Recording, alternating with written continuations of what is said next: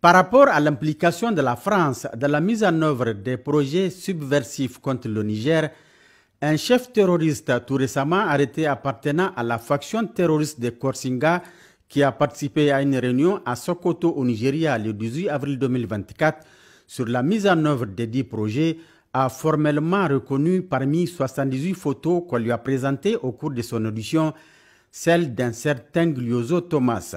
Gliozo était un officier de liaison de la Direction générale de sécurité extérieure de la France au niveau de l'ambassade de France à Niamey avant les événements du 26 juillet 2023. L'objet de cette réunion, convoquée par un certain Moussa Moumouni, ex-conseiller à la présidence du régime déchu,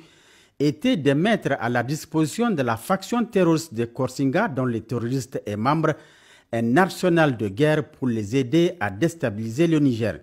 Ce sont des grands projets terroristes dont l'une des bases arrières se trouve dans la zone de Guédera, dans le lac Tchad, où une équipe formée par les Français et commandée par Rissa Agboula est déjà positionnée en ce moment pour passer à l'acte. Rissa Agboula a été effectivement aperçu le mercredi 11 septembre 2024 dans le lit de lac Tchad. Voilà des indices concordants qui en disent long sur la complicité de certains Nigériens dans la commission des actes subversifs au Niger.